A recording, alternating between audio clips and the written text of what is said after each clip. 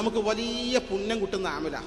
പ്രത്യേകിച്ചും ഇന്നത്തെ കാലഘട്ടത്തിൽ സമസ്ത നിസ്സാരവൽക്കരിക്കാൻ പലരും ശ്രമിച്ചുകൊണ്ടിരിക്കുമ്പോൾ സമസ്തയുടെ കൂടെ പാറ പോലെ ഉറച്ചു നിന്നുകൊണ്ട് സമസ്തയ്ക്ക് വേണ്ടി പൊരുതാൻ, സമസ്തയുടെ ആശയവും ആദർശവും ഉയർത്തിപ്പിടിക്കാൻ ആര് ശ്രമിച്ചാലും അതിന് അളവറ്റ പ്രതിഫലം കിട്ടുമെന്ന് ഹദീസുകൾ പഠിപ്പിക്കുന്നുണ്ട്, ഹദീസുകൾ സൂചിപ്പിക്കുന്നുണ്ട്.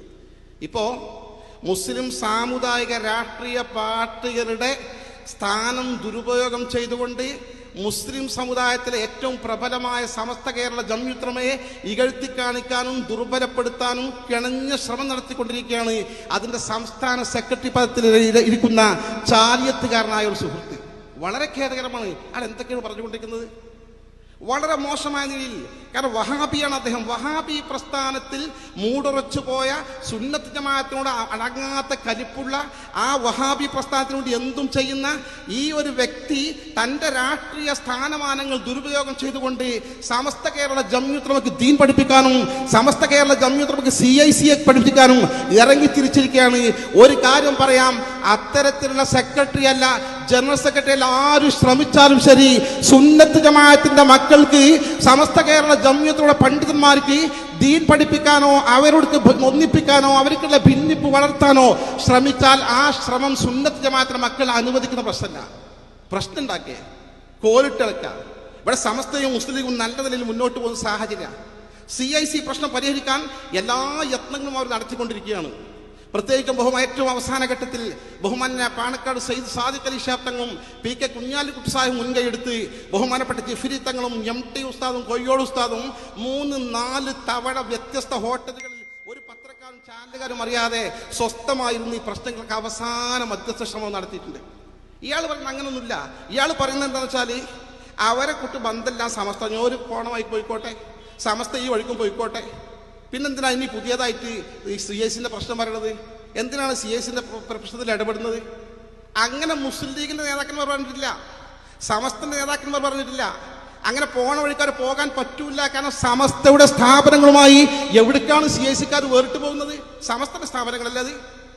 ഇവിടെ അവസാനമായി തീരുമാനിച്ച തീരുമാനം കൃത്യമായി മധ്യസ്ഥന്മാരെ അംഗീകരിച്ച് ഒപ്പിട്ട തീരുമാനമുണ്ട്. ആ തീരുമാനങ്ങൾ എന്താണോ? ഒന്നാമത്തെ തീരുമാനം മാത്രം ഞാൻ പറയാം, വളരെ മാന്യമായ തീരുമാനം. കാരണം കുഞ്ഞാലി സാഹിബും സാദിഖ് തങ്ങളൊക്കെ അല്ലേ തീരുമാനം ഉണ്ടാക്കുന്നത്, ആർക്കും ഉൾക്കൊള്ളാൻ പറ്റുന്ന തീരുമാനം.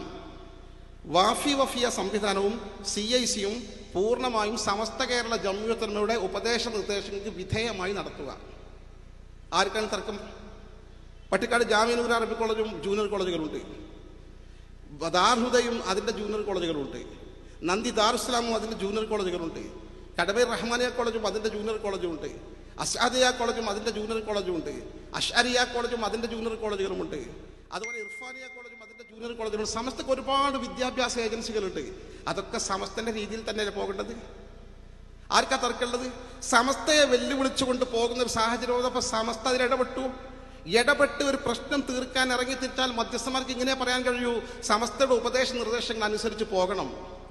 ഇതുൾപ്പെടെയുള്ള തീരുമാനങ്ങൾ എടുത്ത് ആ തീരുമാനങ്ങൾ CICക്ക് കൈമാറിയപ്പോൾ, മുഷാവറ അംഗീകരിച്ച് അവർ കൈമാറിയപ്പോൾ, മാത്രമല്ല കുഞ്ഞാലി സാഹിബ് പറഞ്ഞൊരു വാക്കുണ്ട്, അവസാന ഘട്ടത്തിൽ ഈ തീരുമാനമൊക്കെ ഫൈനൽ ചെയ്ത് തീരുമാനിച്ച് ഇനി മുഷാവറ കൂടി ഇത് അംഗീകരിച്ചാൽ അവർ കൊടുക്കാമെന്ന് വെച്ചപ്പോൾ കുഞ്ഞാലിക്കുട്ടി സാഹിബ് എഴുന്നേറ്റൊരു വാക്ക് പറഞ്ഞു. അത്ര ഉസ്താദ് പറയുന്നു, ഈ തീരുമാനം മുഴുവൻ CICക്കാർ അംഗീകരിച്ചാൽ പ്രശ്നം ഇതോടെ തീരണം, ഇനി സമസ്തയുടെ ഭാഗത്ത് പുതിയ ഒരു ക്രമപ്രശ്നം വരില്ലല്ലോ.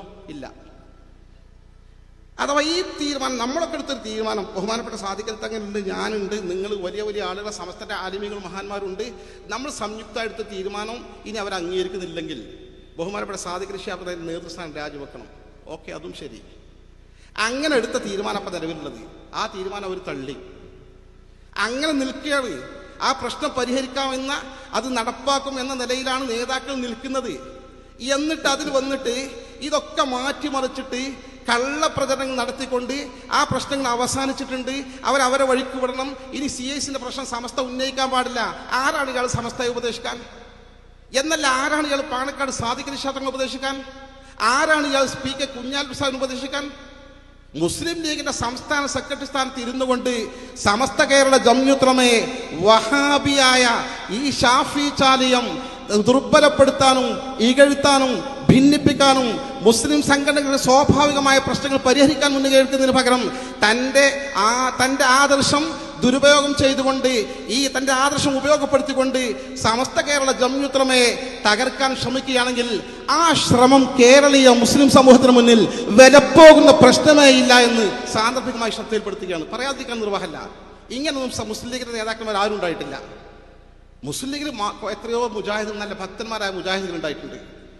MK ഹാജി ഉണ്ടായിരുന്നു തിരുരങ്ങാടി, എത്ര നല്ല മുജാഹിദായിരുന്നു, ഒറിജിനൽ മുജാഹിദ്.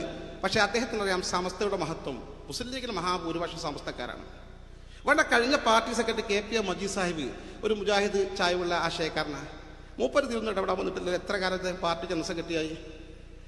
ഈ സ്ഥാനം തങ്ങളുടെ ആദർശം കുത്തിച്ചെലുത്താനും തങ്ങളുടെ വിരോധികളായ സമസ്തക്കാരെ ദുർബലപ്പെടുത്താനും ശ്രമിക്കുക എന്നാൽ അത് അപകടകരമാണ്.